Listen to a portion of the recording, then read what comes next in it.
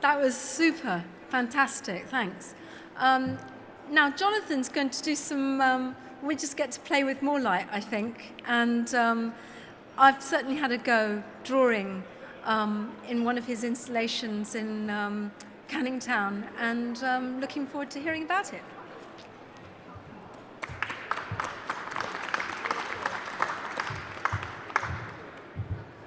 Hi, so I'm Jonathan Hogg. I don't design surfaces. In fact, I wouldn't describe myself as a designer at all, so I'm a little surprised to be here tonight. I describe myself as an artist and freelance scientist, so with your indulgence, I thought I'd just talk a little bit about how that came to be. Because when I was a kid, there was two things I was interested in. It was art and science. I didn't know what artists looked like, but I knew what scientists looked like, and they looked like this. So these scientists from the film Weird Science in the 80s.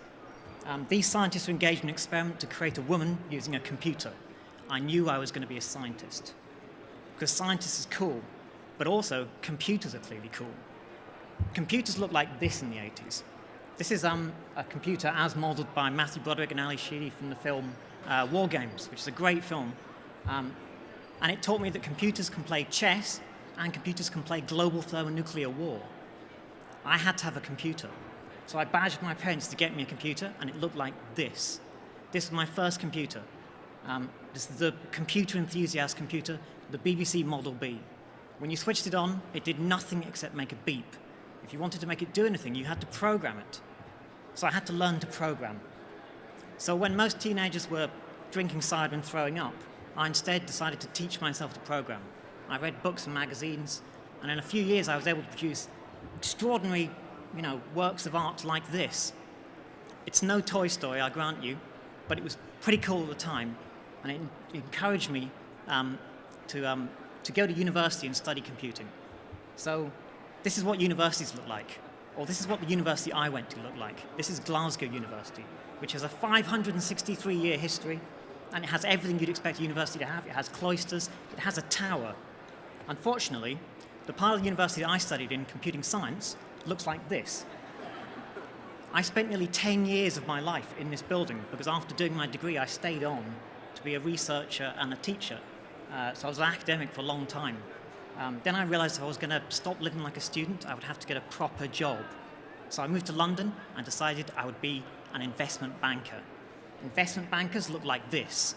They stand up, they wear suits, they point at things, they speak in short clipped sentences, they ruin lives.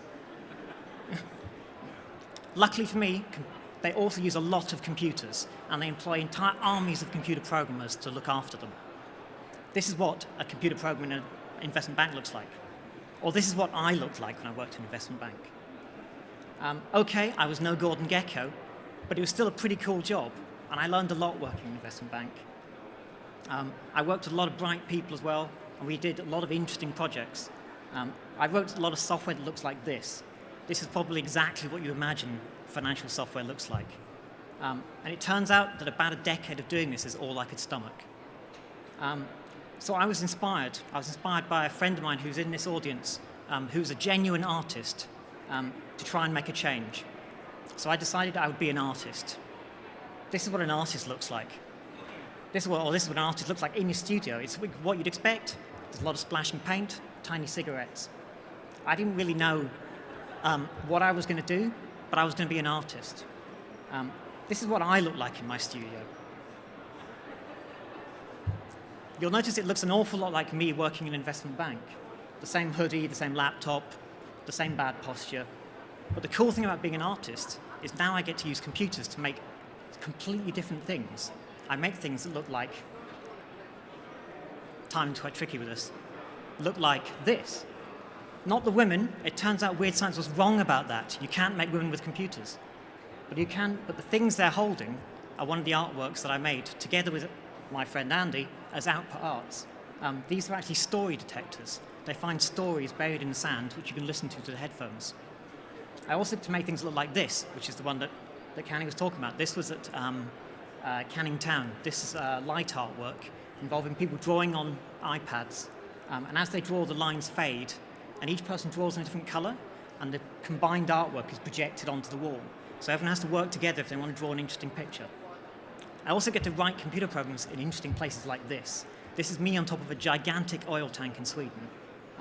I went there last summer and we were part of a performance piece involving filling the tank with sound and with light.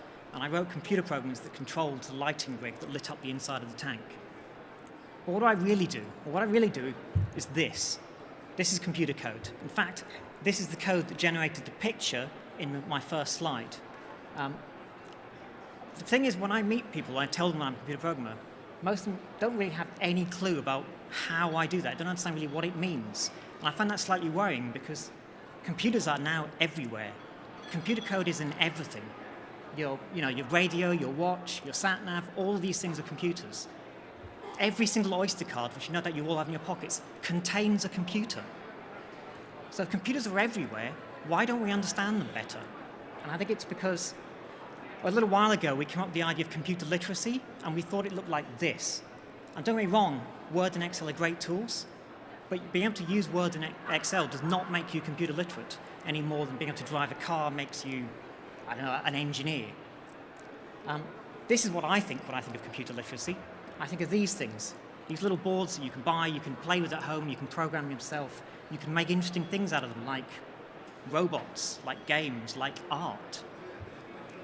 So I have a challenge for you all, which is to take out your phones and take a picture of the next slide. Because these are just some of the things I think are interesting. And these are things you can do to teach yourself to program at home. And I would encourage you to do that, because if you don't understand computers, how are you going to inspire your kids to understand computers? And really, if you don't understand computers now, it's not the future you need to worry about, because you don't understand the present. Thank you.